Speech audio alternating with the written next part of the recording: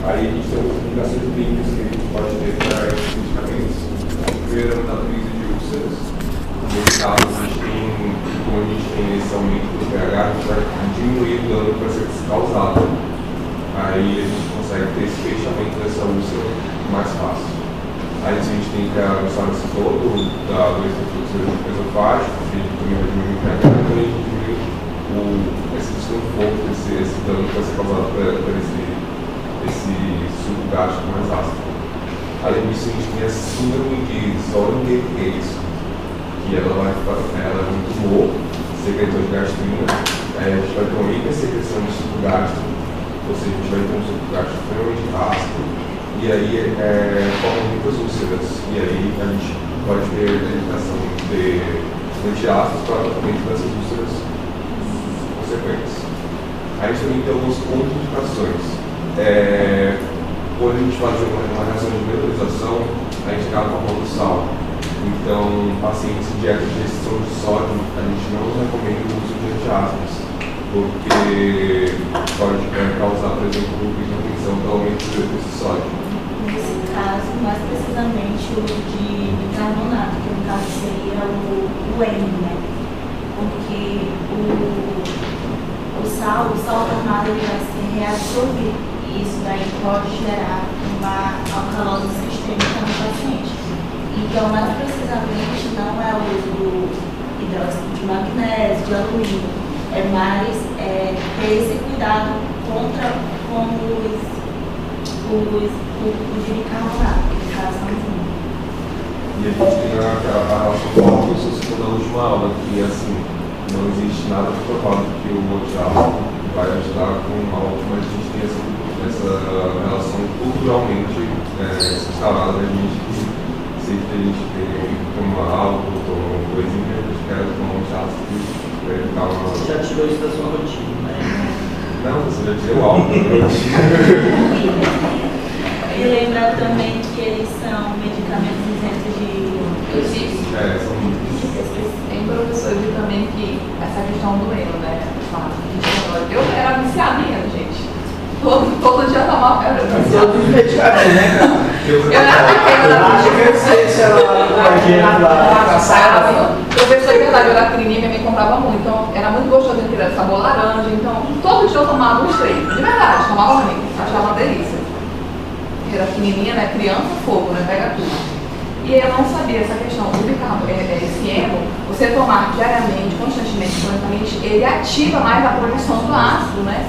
Então, se você acha que está fazendo uma coisa boa, você está lascando tudo. E tem artigos sobre medicamentos, artigos. Só para complementar sobre as úlceras, a indicação clínica, o antiácido é mais eficaz na úlcera péptica, não, na úlcera do adenal do que na úlcera gástrica.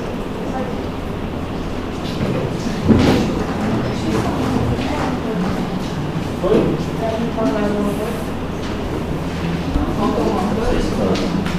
Então, vamos lá. Então, pessoal, então dos colegas antiácidos, né? Por serem MIPs, todo MIP fica muito banalizado, né? Porque o acesso é muito fácil. Então você chega lá na farmácia, está lá aquele monte exposto e a drogaria dispõe o máximo possível que quer vender. Tem essa parte comercial, então é um medicamento que acaba induzindo a população a levar mais, né?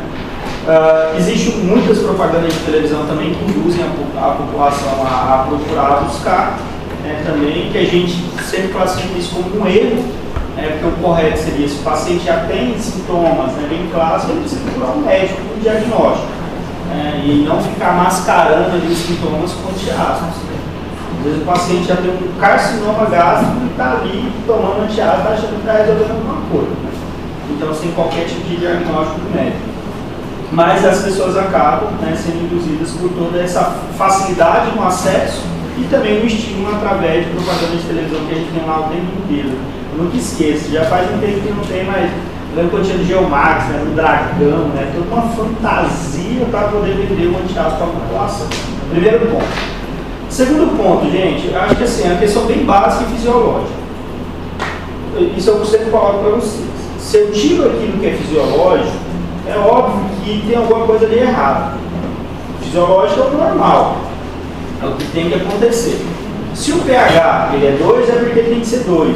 Existe um motivo para isso. E aí a gente aprende lá na fisiologia, na bioquímica, né? Por quê? O potencial de hidrogênio ele vai estabelecer diversos critérios relacionados a um determinado tecido, em função de algumas enzimas, né, importantes, elas, né, ficam no seu estado catalítico apenas naquele determinado pH, naquela determinada temperatura. Isso é muito importante, eu conversei com vocês isso na última aula. Então é óbvio que toda vez que eu tiro um pH que normalmente ele tem um estado 2 e elevo para 5, né, eu fico alterando isso o tempo inteiro, eu prejudico todo o funcionamento daquele tecido, certo? É um primeiro ponto. Segundo, gente, interação medicamentosa. Eu sempre vou citar isso para vocês, sem toda a palestra, principalmente para a medicina, né, para prescritores, de forma geral. O maior erro de prescrição que existe é a interação medicamentosa. Final. Se a gente fazer assim, ó, vamos colocar lá para o hospital de base, a gente vai pegar uma clínica, ortopedia, vamos avaliar todas as prescrições. Tá? Gente, se tiver 100 prescrições, eu tenho certeza, eu afirmo com vocês, em 80 eu vou mostrar alguma interação medicamentosa para vocês. No mínimo 80% das prescrições vai ter alguma interação.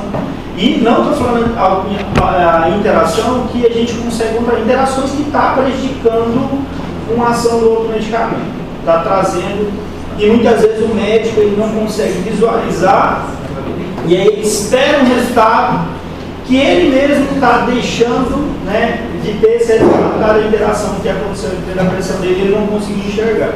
Né? Então isso é muito importante. Então toda vez que eu alterar o pH, eu altero o gradiente de ionização, o equilíbrio de pKa, e é óbvio que eu vou mexer na absorção de alguns fármacos. Isso é muito importante.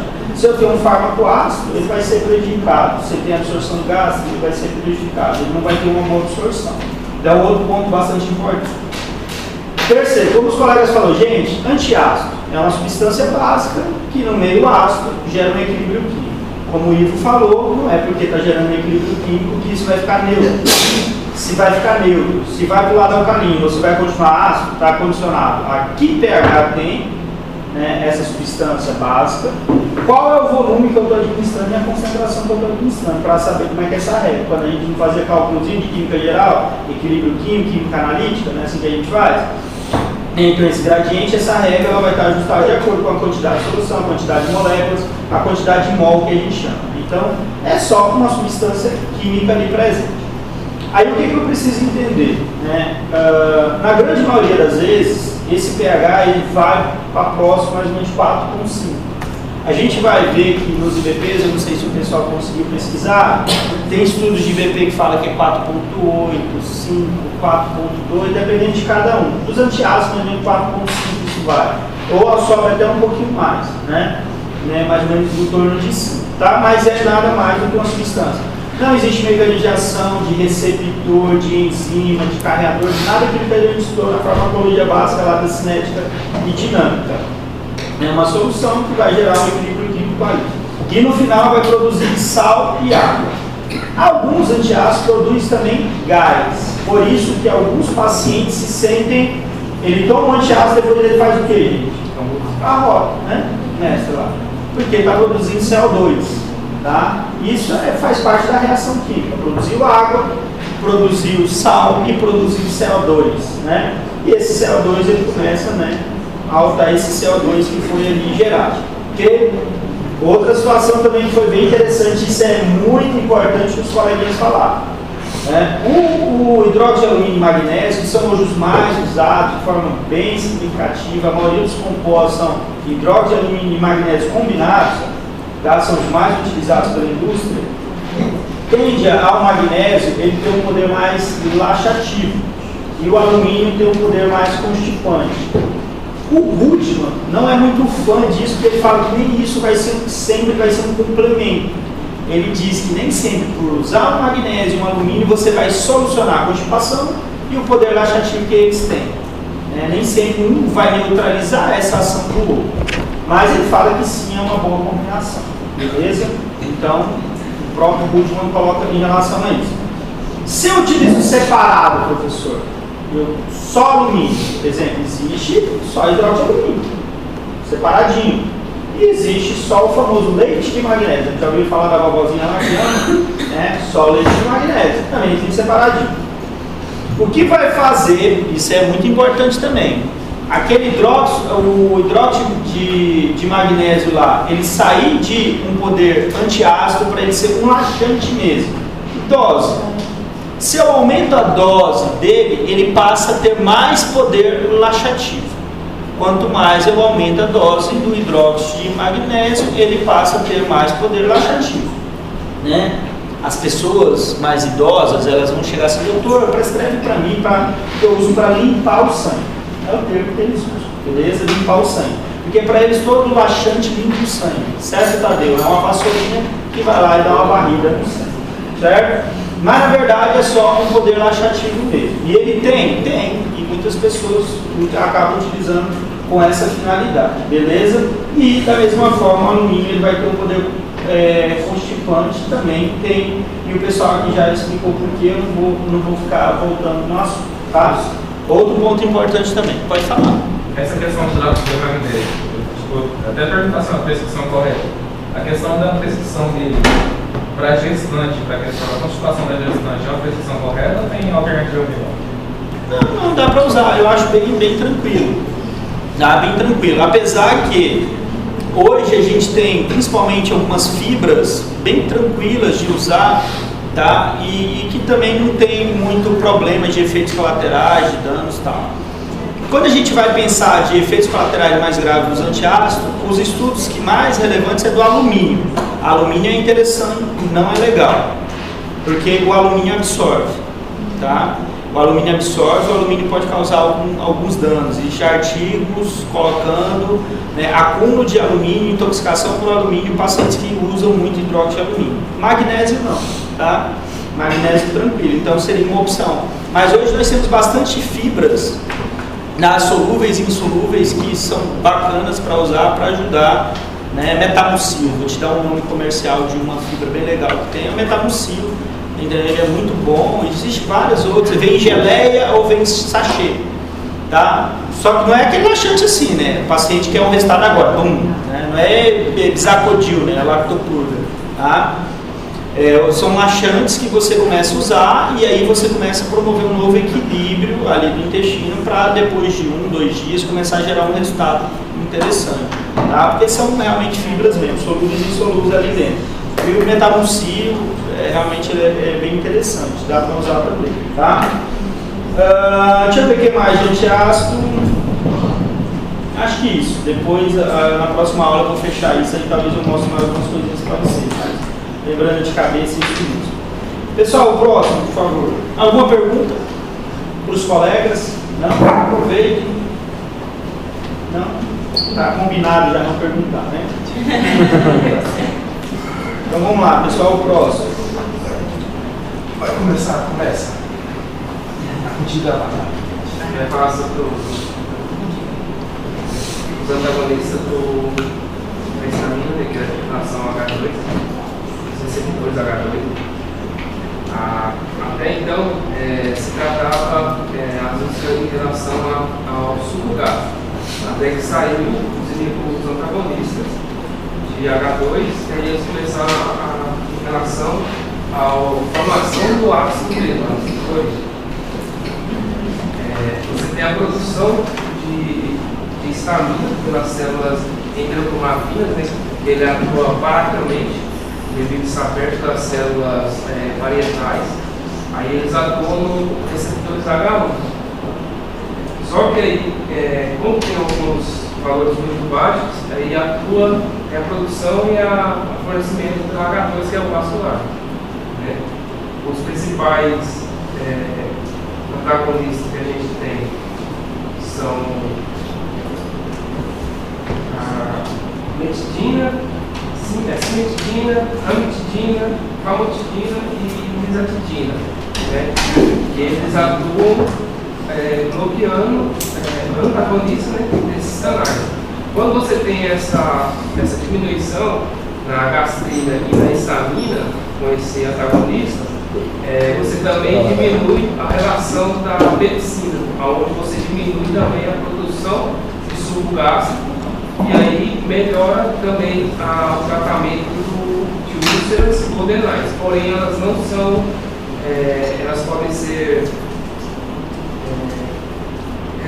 não é retrógrada, elas podem voltar com o tempo, né? Elas não são tão eficazes nesse tratamento novo.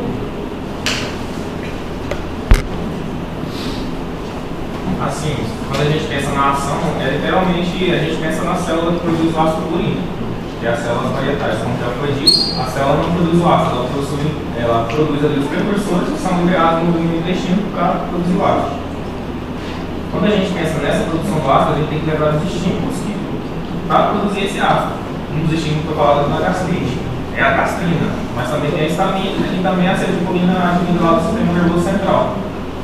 Então, quando a gente está falando também de tratamento assim, da acidez gástrica, a histamina digamos assim, ela tem que ser utilizada com interferência farmacológica lá nos receptores H2 nas células parietais. Como já foi dito, ela pode ser de ação parática, que as células do lado ali, na cripta, as células endocromáticas produzem essa histamina, e ela já é liberada ali por meio do intestino e já vai para as células parietais. Ah, mas como é feito esse estímulo? Esse estímulo pode ser mecânico, pode ser, na verdade, esse estímulo pode ser cefálico, o próprio sistema nervoso estimula a produção tanto da gastrina lá na célula G, por meio do nervo vago. E já tem essa liberação dos precursores, que no livro de fisiologia é o estímulo cefálico, você tem o estímulo mecânico, que é do próprio alimento, a excreção, e o próprio estímulo gástrico, porque a depender do alimento que você consome, ele vai ter um estímulo lá nos sensores gástricos e vai liberar os mediadores. Quando a gente está falando dos receptores de histamina, a gente tem ali os fármacos que eu falei, cimetidina, ranitidina, e eles agem reversivelmente inibindo os receptores H2, ou seja, ele se liga lá competitivamente, só que ele não fica ligado lá para sempre. Ele pode ter interação competitivamente e ele sair, se tiver um equipamento mais potente que ele. Então eles inibem reversivelmente os receptores H2. Eles são menos potentes do que os IBPs, os IBPs vão ser ainda, os IBPs são mais potentes. E ele, durante 24 horas, ele inibe 70% da produção ali do ácido gástrico, do ácido clorínico. Então ele tem uma boa eficiência ali na redução da produção do ácido clorínico. Quando fala que ele é competitivamente, é porque quando está em maior densidade, é o que vai se ligar, né? Deslocando um para o outro. E entre esses fármacos, é importante a atenção no momento da interação medicamentosa. Essa metidina, principalmente, que é o grande problema. Por inibir o citocromo 450, ele acaba aumentando a meia-vida dos fármacos, né, os anticoagulantes, os diazepínicos, né, anticonvulsivante. Então, quando ele inibe esse citocromo, ele aumenta a meia-vida, potencializando no organismo. Então, quando for fazer a prescrição médica, tem que se atentar a esse detalhe, né? Pacientes que fazem uso de anticoagulante, de diazepínico, anticonvulsivante, então tem que se atentar a esse protetor gástrico, né? Aí, como efeitos adversos, a gente vai ter mais como a diarreia, fadiga, sonolência, dor muscular, prisão de vento. Tem alguns efeitos que afetam o sistema nervoso central sobre o sobrevivência comum, como, por exemplo, delírio, confusão mental, alucinações. Só que esses ocorrem mais em idosos ou quando a administração é intravenosa. A gente usa esses antagonistas para úlceras gástricas e duodenais, no tratamento da doença do refluxo gástrico esofágico não complicada e na prevenção de úlceras gástricas. Tem outra informação, na verdade são duas informações sobre os medicamentos inibidores. Uma é sobre um efeito adverso específico, porque os inibidores dos receptores H2, eles têm ligeira sensibilidade aos receptores de andrógeno. Então, os efeitos adversos são relatados, principalmente em homens, é a dismomatia. Então, os dois livros também trazem artigo. E outra informação é o seguinte, ele é eliminado, tanto pelos metabólicos quanto o próprio fármaco que está solúvel ali no sangue, ele é eliminado por via renal. Então, se o paciente tem problema renal, se o clérice renal dele não for favorável, você não pode administrar esse fármaco, ele vai ficar lá circulante ali. Se for uma cimetidina, por exemplo, ela já tem interação com o citocromo, vai ter interação medicamentosa maior ainda. Onde fala que não precisa fazer a reavaliação de dose para quem tem problema hepático, não, só para quem tem a recuperação de creatina. E faz de 2 de dose. As outras as doses são normais. É a ginecomastia e Ginecomastia, impotência, principalmente em homens, e galactorreia na mulher. E também traz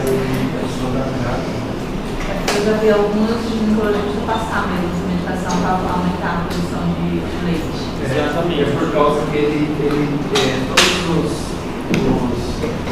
antagonistas, eles atravessam a barreira placentária e saem pelo leite, todos eles. Não, só da gravidez, né? Só da gravidez.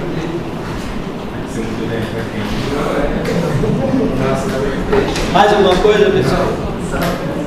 Só? Fechou? Então, assim, acho que os meninos colocaram praticamente assim, 90% do que a gente precisa, certo? Em relação aos medicamentos. Acho que ali só reforçar a ranitidina está descontinuada. Eu preciso bater nessa tecla com vocês. Eu vou continuar falando dela, mas eu preciso que vocês saibam que ela está descontinuada.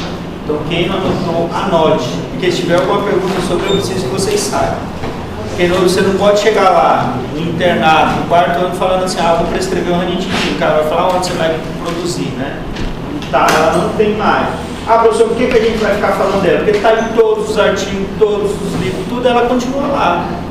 É um recalque muito recente, né? Foi em 2020, 2021.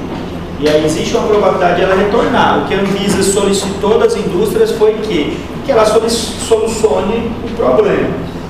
Se alguma indústria vai querer gastar dinheiro revendo essas pesquisas, sabe Deus. O que passa na cabeça da indústria ali, só eles sabem.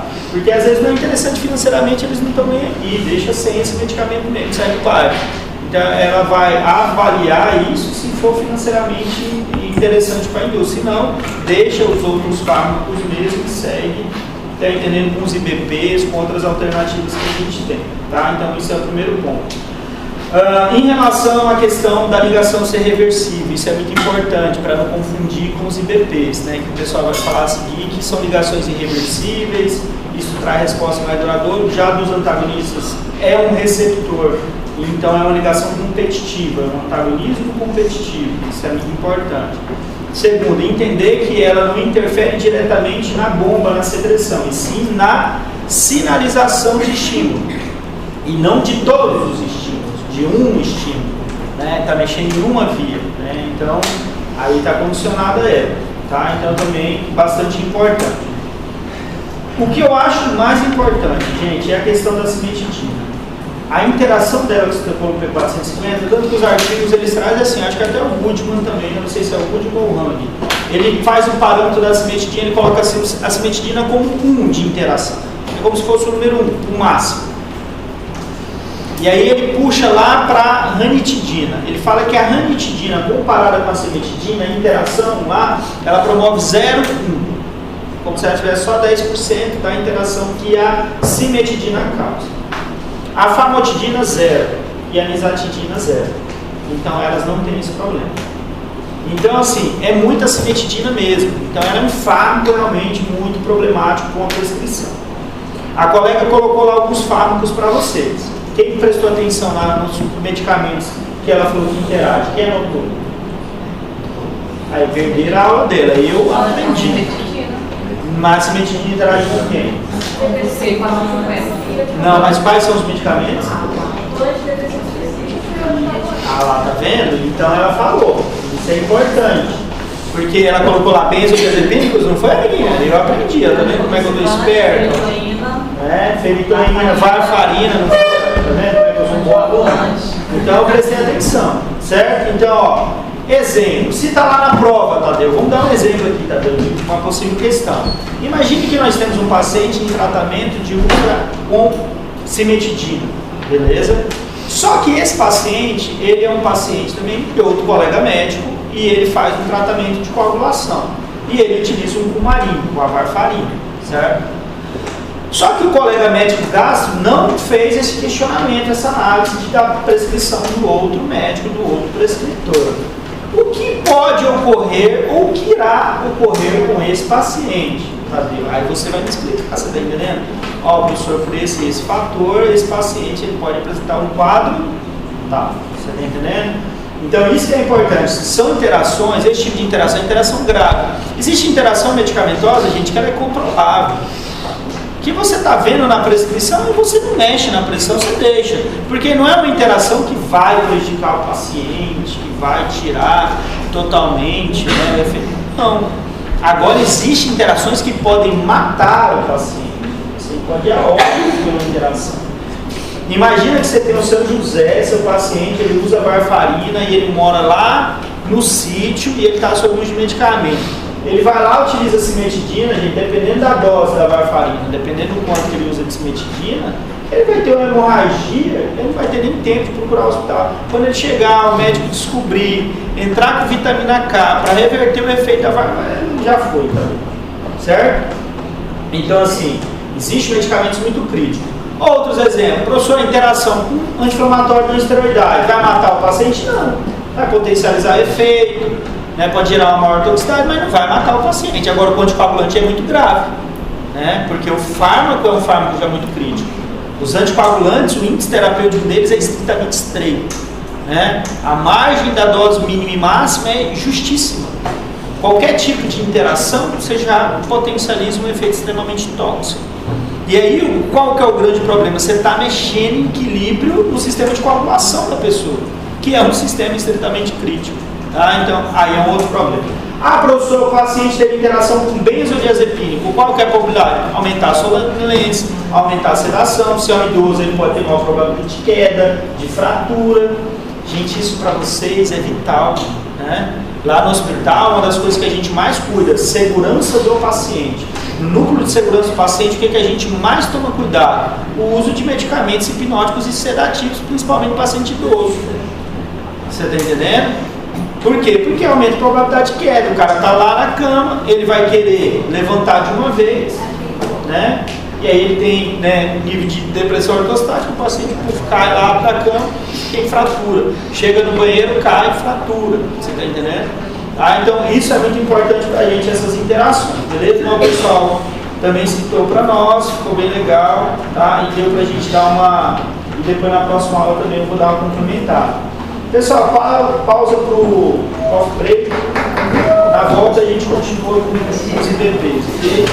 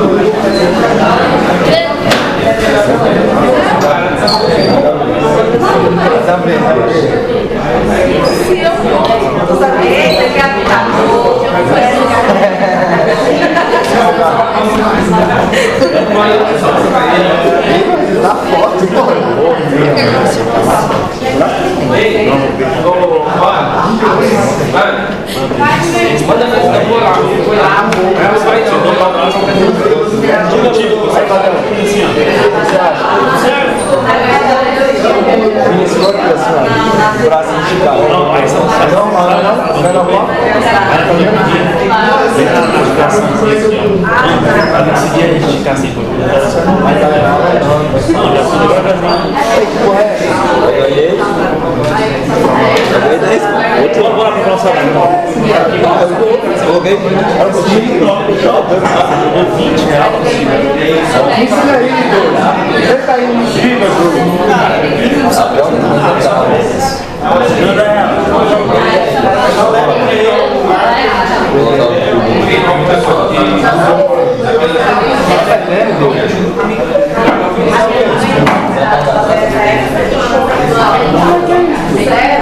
Você fez igual? Para, Douglas. Tá fazendo o quê?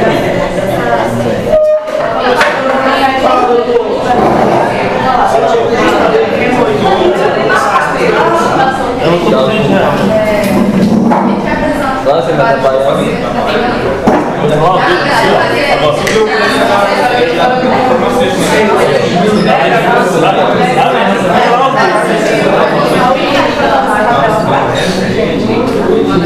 Acabou?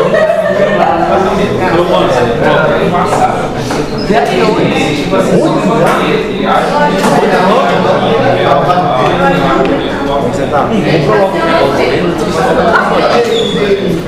Eu falei que ele vai primeiro dele, depois eu vou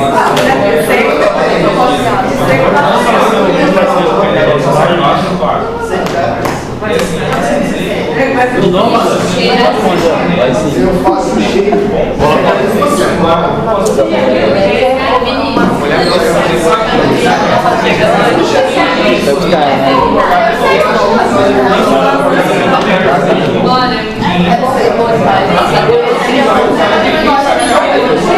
Ele já tá caindo tudo.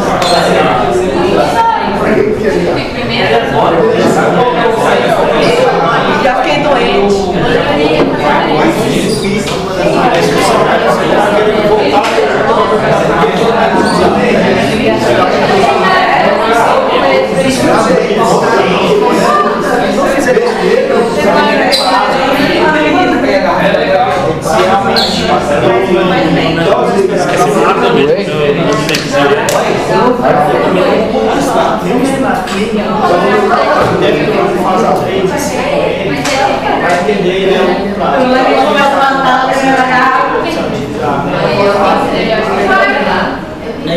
Essa questão de segurança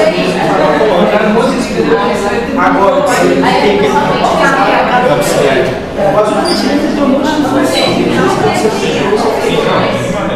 No laboratório ele não faz. ele tem ações até bactericidas em algumas situações. E eu vi assim, E a voz dele? porque ele está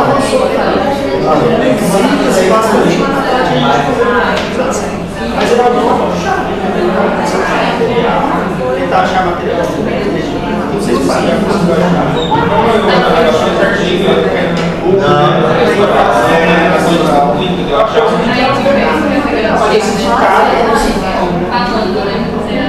porque os medicamentos que há aí sobre essa via não são efeitos tão potentes. Por exemplo, Só que ele já é uma outra via. Também já é uma outra via. É uma ação secundária. tem uma patologia, instrumento de dilatação. E se você dá um paciente com patologia, além da dilatação, ele tem que agir de uma maneira diferente.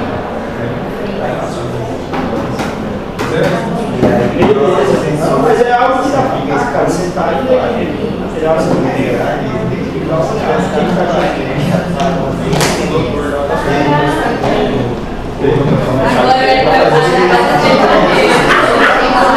Eu não, porque vocês estão em casa. Porque não tem um medicamento para tratar disso.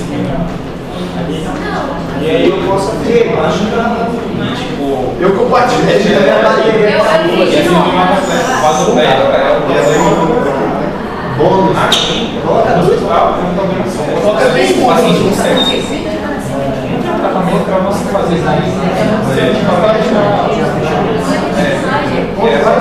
Tem outros medicinas que os fármacos dinâmicos que agem nessa seletivamente essa doença.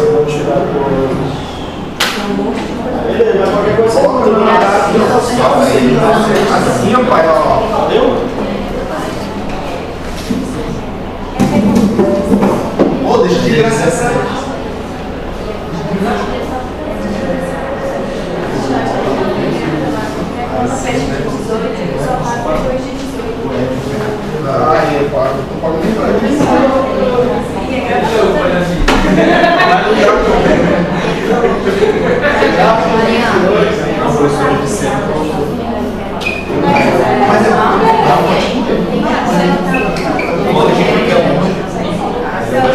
embaixo. A gente já tava com besteira, então. Sim. Mas eu Agora ele é Falta você também. E grava as artes sempre Deixa eu só mostrar pra ela.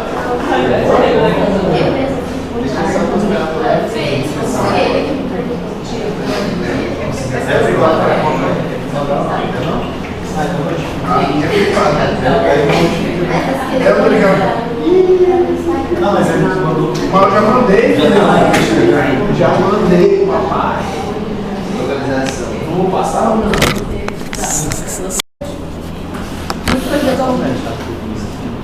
Quando a gente fala desse contexto fisiológico dos vegetais em si, a gente tem uma complicação no sentido de que eles são ligações reversíveis.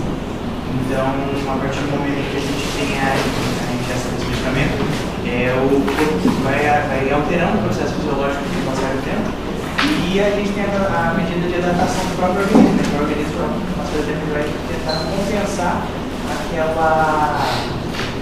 ação do bloqueio reversível, criando novas bombas, pode ser criando novas bombas, secretando talvez mais, e a gente acaba que observa que os pacientes começam a desenvolver uma certa resistência a esses medicamentos.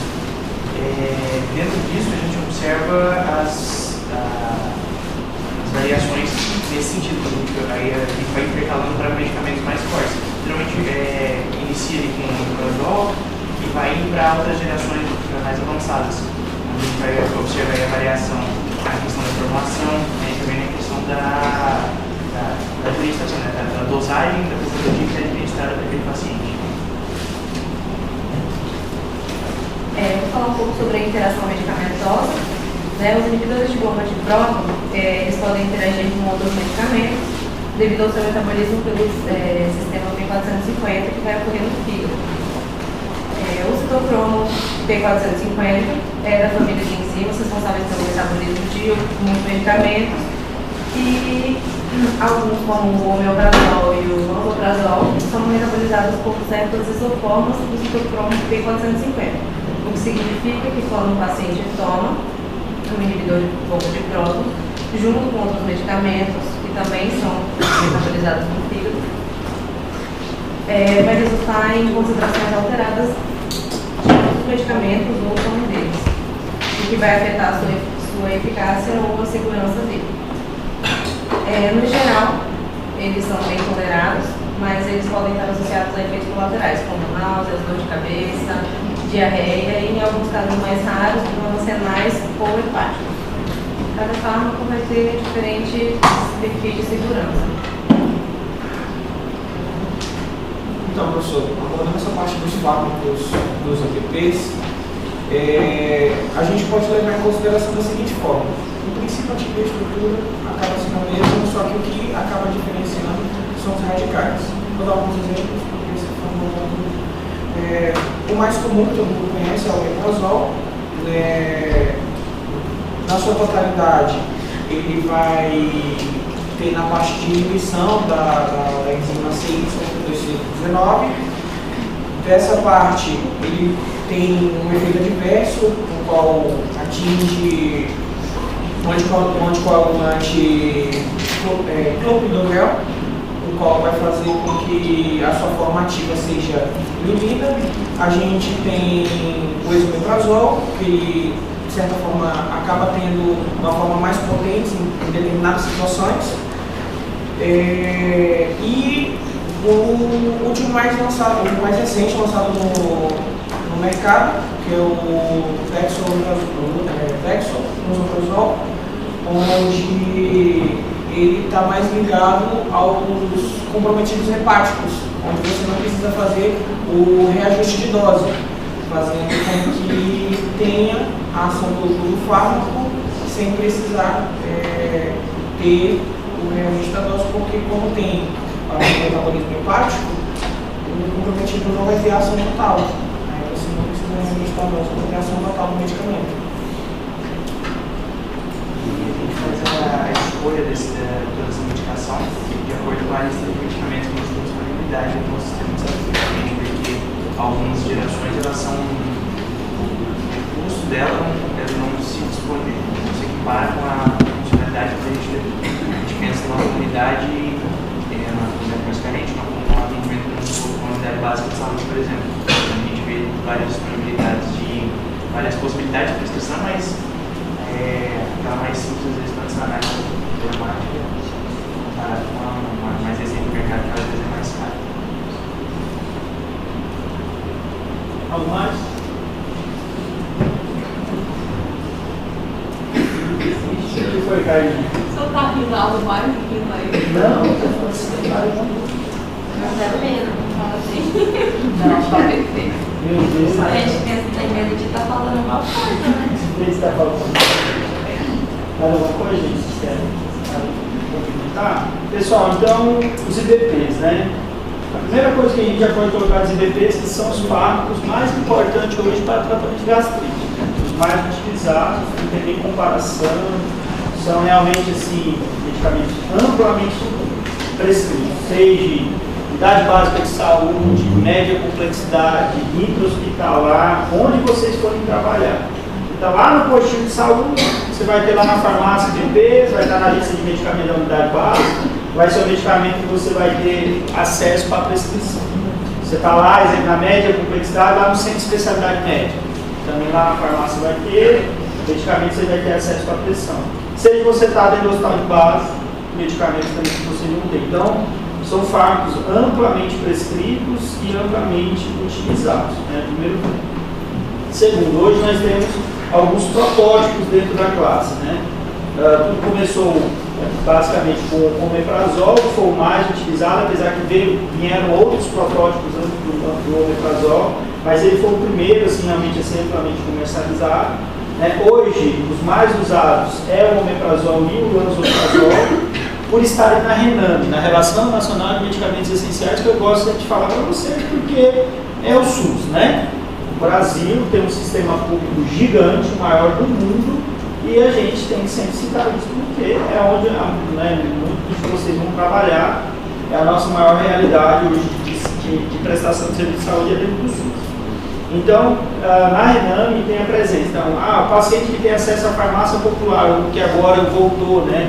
Está voltando bastante essa questão da farmácia popular. Lá tem o omeprazol, lá tem o omeprazol dentro da lista desses medicamentos. Então, segundo ponto. Os outros protótipos da classe, o pantoprazol já é um pouco mais caro, né? O esomeprazol mais caro ainda, e o rabeprazol nem se fala. Então, são medicamentos realmente de custo mais elevados, que aí o paciente vai realmente ter que dispor de condição financeira para comprar, porque não tem dentro do sistema único de saúde. Da última vez que eu tinha olhado, o preço do rabeprazol, acho que ele está em torno de 200, 220 reais na caixa, né, do rabeprazol. Então é um medicamento bem salgado, né, por isso, principalmente se você for comprar o referência, né, que é o Pariet, do referência do rabeprazol. Mecanismo de ação. Eles são inibidores da bomba de próstata. Então, eles inibem a ATPase, H+, K+, né? Através de uma ligação irreversível. Então, são fármacos que são absorvidos na sua forma inerte. Quando eles chegam nos canalíticos das células parietais, eles se tornam ativos e, a partir dessa forma ativa, eles se ligam a essa bomba de forma irreversível, bloqueando. Como nós estamos falando de uma enzima, essa enzima ela fica bloqueada. E como é uma ligação irreversível, ela fica bloqueada ad eterno, perdendo a sua finalidade catalítica. Então, para que eu possa restabelecer, né, toda a parte fisiológica das bombas ali nos canalíticos, eu preciso sintetizar novas bombas. E isso, facilmente, o nosso organismo faz. Por dois motivos. Porque primeiro você bloqueou, turnover, né, renovação natural, vai sintetizar. Mas, principalmente, por quê? Porque o pH vai subir. Né? Quando o pH sobe, já é uma sinalização para que mais estímulo ocorra nas células parietais, gastrina, histamina, para que a gente possa produzir mais prótons. Para que isso ocorra, se eu produzo mais prótons, eu preciso de mais bombas. Então, isso é algo natural que vai acontecer. Então, mais ou menos o que a Carla falou dos antiácidos. À medida que eu fico tomando antiácido de forma desenfreada, é óbvio que o meu organismo vai sinalizar mais produção de ácido úrico. Por isso que existem vários artigos citando isso. como ocorre a adaptação do paciente ao uso crônico de IBPs. E aí sinaliza que no início, né, o quanto de ácido clorídrico realmente inibido de secreção e o equilíbrio do pH gerado é 1. Depois de 2 anos, 3 anos já é outro. Segunda situação, questão histológica, tecidual, que muda. Né? Já tem vários artigos que já mostram uma proliferação celular, um aumento, né, em relação à questão tecidual das células parietais. Né, uma diferenciação celular para que possa produzir e bombear mais ácido clorídrico para poder, né, normalizar aquilo que está dentro do estado fisiológico. Existe já artigo também falando isso, principalmente materiais de anatopatologia, de questão mais de anatopatológica, questão mais de biópsia, imunistoquímica, mais nessa área do Dudu. Aí vocês conversem com ele, né, que ele vai dar uma aula show para vocês. Né? Não é minha praia. Então, assim, tem vários materiais legais, né, sobre isso também, condicionando. Terceira situação, gente, a inibição de vitamina B12, isso é muito importante, anotem, tá? Professor, sempre pergunta assim, professor, quando a gente vê essa questão da B12, do Alzheimer, em relação aos IBPs, a gente sempre vê falando do omeprazol, é só ele ou é todos? Na verdade, eu tenho visto que, quando se vai fazer esse estudo, normalmente se faz com o omeprazol, né? E aí não faz com outros IBPs. Eu acredito que seja mais por isso. Mas o mecanismo é similar. E a gente pode afirmar que os estudos são feitos com omeprazol normalmente, mas isso já é claro porque tem muito material falando sobre isso. Então, realmente, o omeprazol ele acaba diminuindo a absorção de B12. A B12 é uma vitamina hidrossolúvel do complexo B, cianocobalamina, e ela é extremamente importante para as funções protetoras, principalmente relacionadas ao núcleo accumbens no sistema nervoso central, certo? E aí ele direciona muito em relação a isso, tá? E aí está muito relacionado à questão cognitiva, principalmente de transmissões colinérgicas, são regiões, principalmente regiões colinérgicas ali do sistema nervoso central. Isso já é claro, e aí isso é bastante relatado. Quarta situação, em relação a essa má absorção de B12, ela pode refletir a outros fatores. Exemplo, poder gerar, né, uma anemia megaloblástica. Né? Por causa da deficiência de B12, ela pode gerar também uma anemia megaloblástica em função do retardo de maturação do eritrócito. Então, são algumas coisas correlacionadas aí. As diferenças entre eles, pessoal, mais pontuais assim, estão ligadas à meia-vida. Então eu tenho IBPs que têm uma meia-vida maior, alguns IBPs que têm uma meia-vida menor. Eu tenho IBPs que a presença do alimento junto com ele traz um grande prejuízo na sua absorção, outros que nem tanto, outros que praticamente não têm. Exemplo, o omeprazol com alimentos, praticamente, os artigos ainda, apesar que tem alguns que já questionam isso, mas os que demonstram esse problema de absorção relatam que em torno de 40% pode ser prejudicado. Outros falam que não é tanto assim, mas ainda os médicos continuam e a indústria ainda sugere prescrever em jejum, né? Afastar ali da alimentação para uma melhor absorção. O pantoprazol, o rabeprazol não tem tanto esse problema, então eles não questionam muito, então também é uma diferença. Outra situação importante, o rabeprazol. Além dele ser, né, um inibidor de bomba, ele também interfere na H. pylori, porque ele interfere sobre a urease, que é uma enzima específica da H. pylori. Tanto que, quando o médico ele quer evidenciar uma gastrite e correlacionar isso, né, evidenciar se tem ou não presença de H. pylori, você pode fazer isso através do teste da urease. Né? Coleta seu material, faz o teste da urease, para você identificar se tem ou não presente de H. pylori. Então, quando vocês pegarem a endoscopia, vocês vão ver toda a parte histológica, né, bonitinho lá, e a parte visual, histológica, esse tudo bonitinho. Lá no final, na conclusão, se ele fez o teste da H. pylori, ele pode colocar lá se o urease positivo ou negativo. Entendeu? E aí, se é positivo ou negativo, vai estar demonstrando se tem ou não a presença ali da H. pylori, que é uma situação extremamente importante. Certo? A questão farmacoeconômica, o meu amigo já falou. Isso é muito importante, gente, tá? Isso é relevante para vocês. Isso é algo que é um fator determinante na prescrição. Eu estou atendendo o Bill Gates, beleza, não tem problema de dinheiro, né, Tadeu?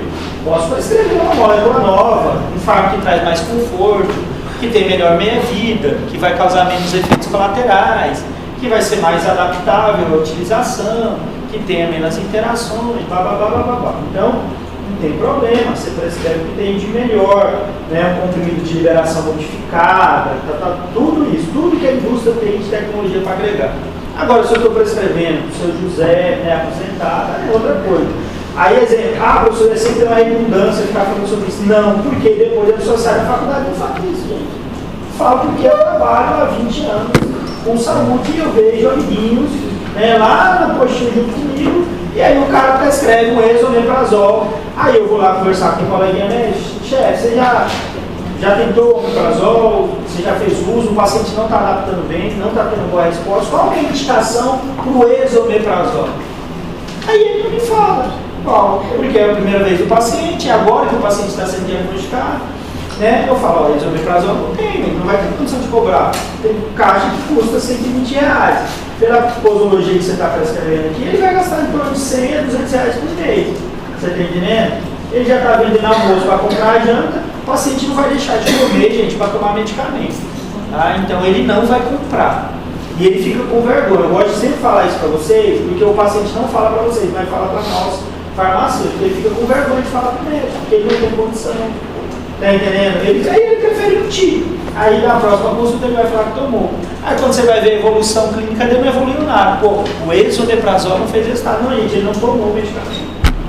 E ele está com vergonha de falar para você que ele não teve dinheiro para comprar. Então, a gente tem que ter essa sensibilidade, né? Por isso que vocês estudam tanto políticas públicas de saúde coletiva, por isso que vocês estudam bastante isso, para vocês terem essa sensibilidade, pelo amor do Senhor Jesus, né? Eu dei um exemplo claro para vocês de prática que aconteceu comigo, né? A secretária lá de casa chegou para mim, a médica passou lá o medicamento R$400 para ela. Eu falei, meu Deus, coitado da menina, né? Sendo que lá o medicamento de R$70, R$80 faz a mesma eficácia. Aí o quê? Como é que a pessoa vai fazer para comprar? Não tem acesso. Então, eu vou mandar um artigo, Tadeu vai me cobrar hoje, eu vou mandar um artigo para vocês sobre isso. Beleza? Ele mostra a compra, não é um artigo tão recente, mas é um artigo bem legalzinho, bem tranquilo de ler, e com muita coisa produtiva dele. Porque ele faz uma comparação dinâmica, ele faz uma comparação cinética, e ele faz uma comparação farmacoeconômica e faz uma comparação clínica, de estudo clínico. Então ele te demonstra um pouquinho de tudo sobre os invertentes. Tá? E aí vocês vão ter uma visão mais ampla, porque no final ele fala assim, ó, qual que é a diferença clínica entre eles, e aí ele faz essa visão de preço. Né? Tá? Tanto que na última turma que eu até comentei sobre isso, eu pedi para os meninos fazerem uma pesquisa, ligar nas farmácias, né? E aí eles trouxeram o preço dos medicamentos, aí ficaram realmente assustados, professor do céu, né? Tem um omeprazol aí que é R$10 uma caixa, aí o cara vai comprar um omeprazol de 200 e pouco. Gente, se tem relevância clínica, vai trazer uma melhor para o paciente, show, né? Agora, se não traz tudo isso, aí tem que refletir se compensa ou não, beleza? Tá? Então, só para deixar isso mais uma vez bem claro para vocês, tá? Existe outra opção de tratamento para H. pylori fora a claritromicina e amoxicilina? Metronidazol. É porque ontem lá, a gente estava no postinho e aí o rapaz, Postinho? o senhor tinha a UES e o senhorzinho tinha Se H. falar pylori. coxinha, o professor mata você. E aí lá só tinha amoxicilina e aí ele ia ter que comprar claritromicina. Só que aí ela falou que era muito caro e ele falou que ele Mas ela depois, porque tá lá com a massa, não vai ficar espantando seus pacientes. Daí eu fiquei pensando, Metronidazol não é tão caro assim. Pode usar metronidazol. ele tomou mais de um ano omeprazol todos os dias. Ele sentia dor de estômago e tomava todo dia. Mal, gente, isso aí vocês vão ver na vida de vocês. Eu não sei por que vocês estão assustados. O que vocês mais vão ver. Aí hoje chegou que tomava ibuprofeno todo dia. Já tava um problema na cara. Quando vocês começarem a clinicar, vocês vão entender qual é a maior falha na saúde do nosso país. Assim, em pouco tempo, você não precisa começar a clinicar não, gente, agora. Vocês já vão ver, quando vocês começarem a internar, vocês já vão ver. Qual que é o maior problema Por que a gente não consegue resolver a questão de saúde? É questão de assistência básica. É a unidade básica de saúde. Se a gente tivesse uma boa educação na unidade básica de saúde dos nossos pacientes, o acolhimento lá, a gente usa o hospital na unidade básica. Vocês vão perceber de casa. É porque a gente não consegue prestar um serviço ali. Então você vai ver assim, pacientes que usam medicamento por conta própria, que não controla muito bem a hipertensão, porque lá na assistência básica não consegue fazer isso. Tá? É o que nós colocamos hoje. Por que a gente tem que abrir tanta UTI neonatal? Ontem eu sou conselheiro estadual de saúde, onde a gente estava reunindo o Conselho Estadual de Saúde. Tinha 2 deputados, secretário, e a gente estava discutindo um novo hospital em Ariquemes. E aí eu coloquei assim, ó, por que a gente está discutindo um hospital em Ariquemes, se aqui no hospital de base a gente às vezes não tem nutrição parenteral para o nosso paciente? Na verdade, a gente quer construir mais hospital para não prestar um serviço de qualidade para a população. Então, qual que é o problema? Por que um bebezinho ele para no UTI neonatal? Muitas vezes com uma formação homogênea, por causa de uma doença que não foi tratada previamente. Sífilis, rubéola, citomegalovírus, toxoplasmose, então não foi feito pré-natal. Não é beta-lactamase. Outra situação, urocultura, não foi feito da mãe. E aí a criança nasceu com infecção escondida. Aí ele está lá com Streptococcus agalactiae, ou às vezes até abortou, ou às vezes teve um parto prematuro. Por causa de Streptococcus, um exame de 20, 30 reais, agora ele está dando um gasto de 1.500, 2.000 só de internação, fora do seu que ele vai tomar lá, você está entendendo? Então você gasta às vezes 4, 5 mil reais com um leito, você poderia ter resolvido por 50, 60 reais. Beleza? Então assim, vocês vão perceber de forma bem clara e vocês vão sofrer um pouquinho com isso. Certo? Porque dá uma angústia no coração. Mas foi meu discurso ontem, a menina lá, né? Esse é um pouco agora, né? Em relação a isso. Porque é óbvio que é muito bonito um político abrir um novo hospital, ele vai ganhar muitos votos com isso. Mas a gente precisa falar a verdade, porque a gente precisa ter assistência básica. A gente precisa ter muito médico lá na ponta, orientando, enfermeiros, farmacêutico lá na assistência, né? Lá no postinho, não é isso? No postinho. Pessoal, pergunta sobre os IDPs? Tranquilo? Podemos passar então, né? Sim. Aqui, nós somos os 5, eu e a Gabriela, a gente vai falar sobre os antieméticos. Vou começar falando. Os antieméticos, eles são uma classe de medicamentos utilizados no controle de náuseas e vômitos. Né? Então, como que eles vão atuar? Eles vão atuar no centro do vômito, que é localizado no bulbo, no nosso sistema nervoso central. E como que acontece? Substâncias endógenas estimulam esse centro através dos receptores, e isso irá causar a náusea e o vômito. Nessa área, nós temos inúmeros receptores que estão relacionados com nossos fármacos de interesse. O professor passou para a gente, que é o metaclopramida, que é o Vazil, domperidona, bromoprida e dimenidrinate, que é o Dramin. A Gabriela vai dar... Daí os principais receptores que nós temos são os receptores de dopamina, que aí são os fármacos anti-D1 e anti-D2, que é o Plasil, a domperidona e a bromoprida.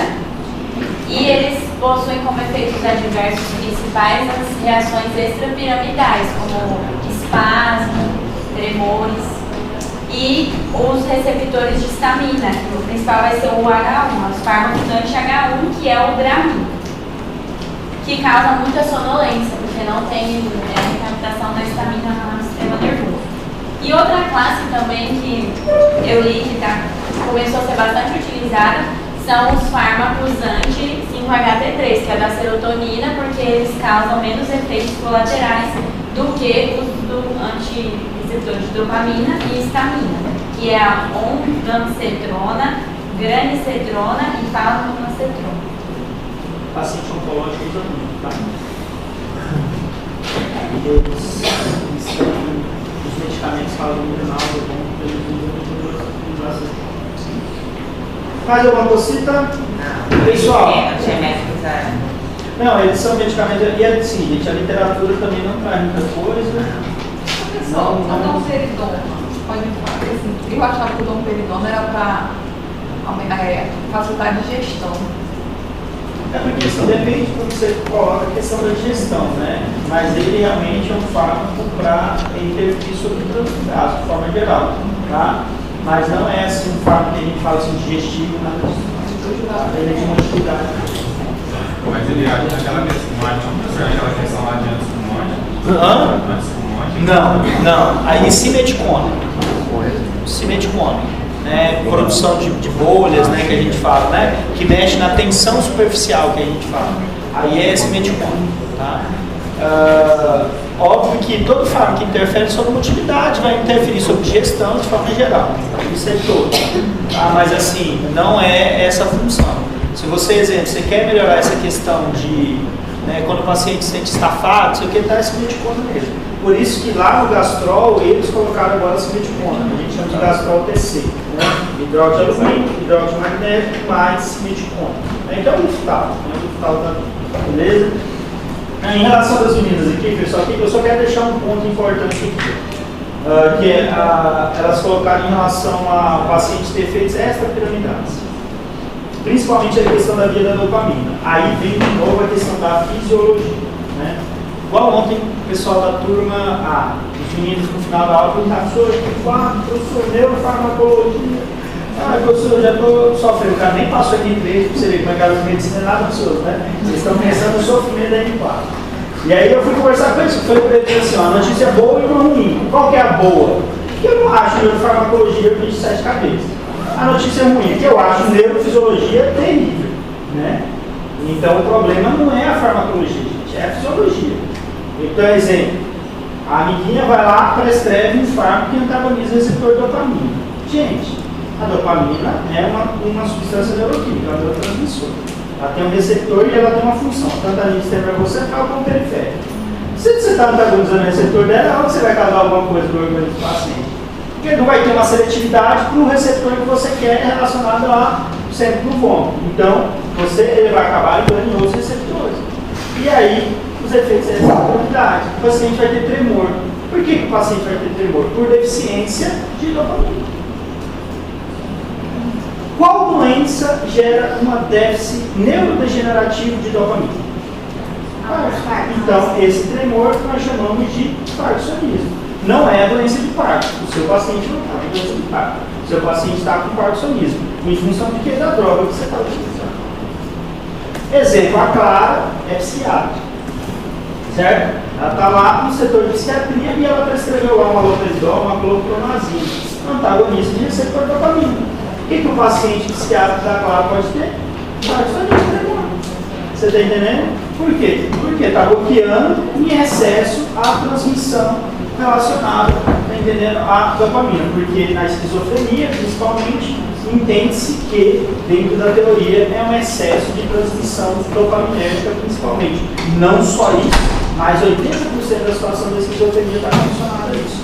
Então, é um medicamento levando. Então, assim, medicamento que muitas vezes age no centro de regulação, causa sono, sonolência, não é para isso, exemplo lá dos antialérgicos. Então é sempre um medicamento, pessoal, ele agindo fora daquele localzinho que a gente quer, causando um efeito, muitas vezes quando é no sistema nervoso central, essa piramidal, e gerando esse efeito. Então é por isso, tá? Tem explicação fisiológica muito tranquila em relação a isso, só para a gente condicionar, tá?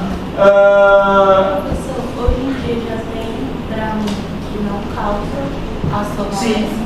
Sim, tem que já causa sonolência. Que os antialérgicos já tem também gerações. Já tem gerações também. Exemplo, do antialérgico, hoje nós temos, exemplo, a dexclorfenamina causa muito sono. A clorfenamina causa muito sono. Já a loratadina e a desloratadina bem menos. Certo? Pessoal, último, né? Agora? Gibson. Diego? A fera. Não fale isso com meu amigo. Pare de bullying com meu amigo. Boa apresentação, meu médico. Não pode. Mas tá até de visual novo, né? Foi pro exército, Tava preso. Tá, vamos lá, sem risada. Nosso grupo aqui vai falar sobre os citoprotetores. Como o próprio nome já sugere, é um fármaco que vai trazer proteção para a célula.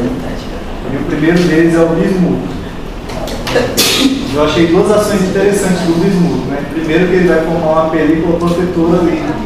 Quando tem uma lesão ulcerada, acaba formando uma reação inflamatória ali, ele vai acabar agindo seletivamente em cima daquela úlcera ali.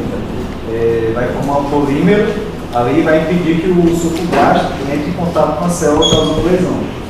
A segunda parte importante que eu achei do bismuto é que ele tem uma ação bactericida contra o H. pylori, né?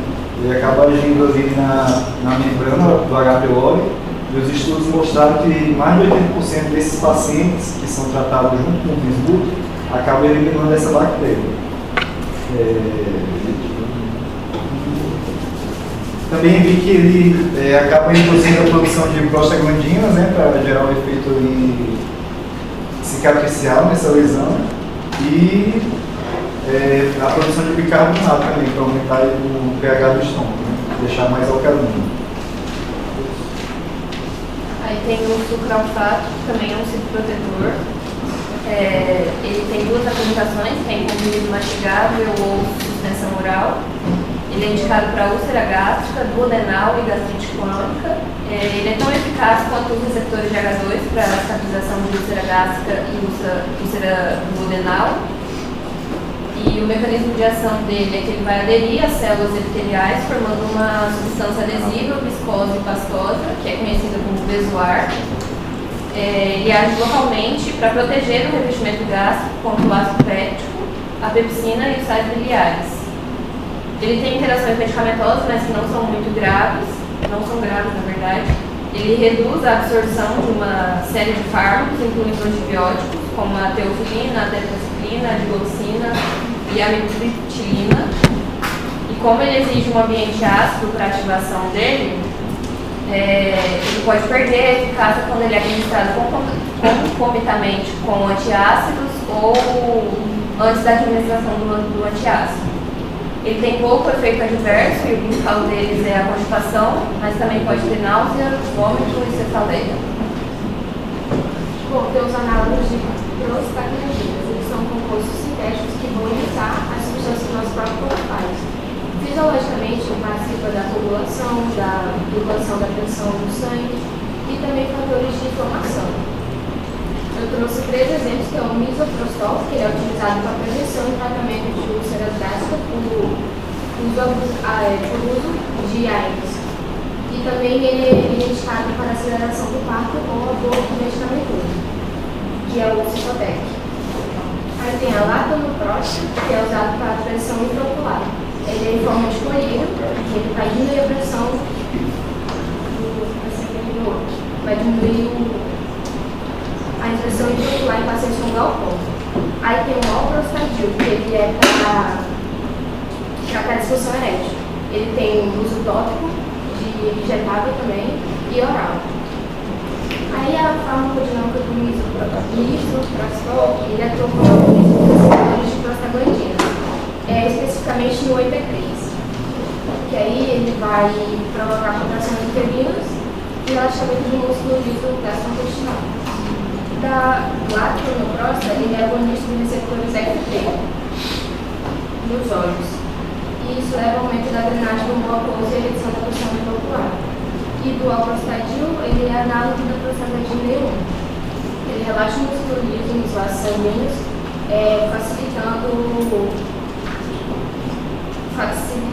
aumentando o fluxo sanguíneo e permitindo a ereção. E a farmacocinética. O misoprostol é de oral, rapidamente absorvido, que é o meia-vida curta.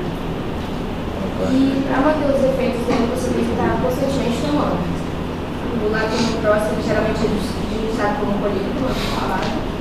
E os efeitos dele duram cerca de 24 horas, que ele é absorvido pela córnea e depois ele é metabolizado no fígado. E o alprostadil, ele é injeção, tópico, oral, também é metalizado no corpo e a vida vai dependendo do uso dele, da via de administração dele. É isso. Beleza. Mais alguém, gente? Não? Pessoal, ó, eu preciso de muita atenção de vocês em relação ao misoprostol. Não quero que vocês levem informações erradas. Né? O misoprostol é um fármaco que ainda é comercializado. Fechou? Então é um fármaco que existe produção dele no Brasil. Tá? Então o misoprostol é um medicamento que a indústria ainda produz. Porém, ele não é produzido para ser comercializado em farmácias e drogarias. Certo? Então você não tem como prescrever, Diego, misoprostol para o seu paciente manipular ou comprar em uma drogaria. Outro ponto. Então nós temos duas situações. A literatura nos dizendo que o misoprostol é um fármaco que tem indicação para gastrite, para úlcera, principalmente causado por pacientes que utilizaram anti-inflamatório não esteroidal de forma crônica. Beleza. Mas o meu paciente não vai ter acesso ao medicamento. Então hoje, pessoal, não se tem essa prescrição. Certo? Mas o que a gente precisa entender? Se está na literatura, se existe uma indicação, existe uma indicação. Porém, o que aconteceu? Ao longo do tempo, todo mundo sabe o que se tornou o Citotec. Quando fala, parece até pecado falar esse nome, não parece? A gente fala assim e já olha do lado e se alguém vai olhar, né? Porque parece que você está falando alguma coisa errada. Então ele ficou assim, um medicamento que ele ficou um preconceito em cima dele gigante. Por quê? Porque ele realmente induz o aborto, né? É um medicamento que vai aumentar a contração uterina e se a paciente não está no momento do parto, ele vai expelir feto. Entendeu? Então, né, existe essa situação. Mas é um medicamento que tem indicação. Eu preciso que vocês tenham conhecimento que por ser um análogo de prostaglandina aumenta, né, a síntese de muco, aumenta a síntese de bicarbonato e gera uma proteção gástrica muito relevante. É só isso, esse ponto. Segunda situação, quando colocar, ele tem oral, mas ele também tem intravaginal. Então, como eu falei que ele é produzido, por que ele é produzido? Para o hospital. E eu também já citei isso para vocês. Né, ambiente hospitalar, a gente vai ver misoprostol. Por exemplo, você, professor, eu estou no internato, estou no rodízio lá de GO, lá no hospital de base. Então, vocês vão ver quando vocês estiverem participando lá de um parto, tá? E aí vocês vão ver, algumas vezes, o médico prescrevendo, precisando de misoprostol para ajudar na indução da contração. Tá? Professor, como é que é administrado? Normalmente, nessa condição, intrauterina. Então, o comprimido, ele é colocado no colo do útero, porque ele tem melhor absorção e uma melhor ação. Pode pedir para o paciente tomar por via oral? Pode. Professor, é o mesmo comprimido mesmo, o mesmo que utiliza intravaginal, o mesmo que utiliza por via oral. Beleza? É a mesma coisa do ultrageston, tá? Que é um derivado de progesterona. Né? Quando o paciente está com beta-HCG baixo e a gente, obviamente, quer estabelecer um índice maior de beta-HCG por causa do déficit de progesterona, também a gente pode fazer que lá, na verdade, é um comprimido de liberação modificada, ele pode ser administrado por via oral ou também ser depositado no intravaginal. Certo? Existem essas formulações. Bismuto é um medicamento bem interessante, né? Tem uma ação, e é interessante a ação sobre a H. pylori que ele promove. Isso é bem clássico, bem posicionado na literatura. Além de ele ser, né, um citoprotetor, ele consegue promover uma ação sobre a H. pylori. É a mesma situação lá do rabeprazol, né? Mas no bismuto é algo um pouco diferente, tá? Então ele também tem essa ação, então é bem interessante. Além dessa citoproteção gástrica que ele promove, o bismuto é muito utilizado para afecções bucais ou de região de esôfago, né? A questão de aftas, tá? Existe muita utilização de bismuto em suspensão. Existe um medicamento bem clássico, se não me engano, do laboratório Legrand, chamado Rismujet, né? Muito usado para afta, né? Um dos mais indicados hoje para afta. É bismuto. O professor, já usei, não sabia que aquilo era bismuto. Beleza, você está sabendo agora. Por quê? Porque a gente guarda no comercial, né? A gente acaba não olhando o que tem na formulação. Sucralfato. O sucralfato eu acho um medicamento excelente. O único problema do sucralfato é ele impedir um pouco a absorção de nutrientes e a absorção de outros medicamentos. Então ele acaba causando essa interação, porque os polímeros dele acabam interferindo. E sucralfato não pode ser utilizado, eu estava falando, Diego, com hidróxido de alumínio. O sucralfato ele tem na sua estrutura, né, como se fossem radicais que carregam esse alumínio. E aí, esse alumínio ele é absorvido, tá? Pacientes renais, eles não conseguem eliminar satisfatoriamente esse alumínio, aí começa a ocorrer acúmulo, tá? E aí o paciente pode coisar. Então, usar o sucralfato mais o hidróxido de alumínio gera um excesso de alumínio, tá? E isso pode causar problema, principalmente em paciente renal. Então, é contraindicado, tá? Mas é um medicamento bem interessante, ele tem uma resposta muito boa, gente, muito boa mesmo, tá? Principalmente em suspensão, beleza? Ele vem em flacoletes. O que é um flacolete? Aquele interferon que você toma para fingir que vai proteger o seu fígado quando você vai tomar uma pinga, certo? É aquele lá. Vem nos frasquinhos igual aquele. A diferença é que o sucralfato ele parece um leite, ele é branquinho, né? Não é aquele amarelinho lá do interferon que vocês tomam todo dia praticamente, né? Beleza, pessoal? Gente, esses são os principais medicamentos. Nós falamos já 90% do que eu preciso para a prova. Na próxima aula eu só vou pegar os slides, pincelar e tocamos o barco para anticoncepcionais orais, certo? Beleza? Estudem, pessoal. A M3 é uma mãe, então você tem que abraçá-la, tá? Porque a N4 é uma situação meio mais complexa, beleza? Pessoal, chamada, tá? O 4 é o pai. O 4 é o pai. O 4 é o pai.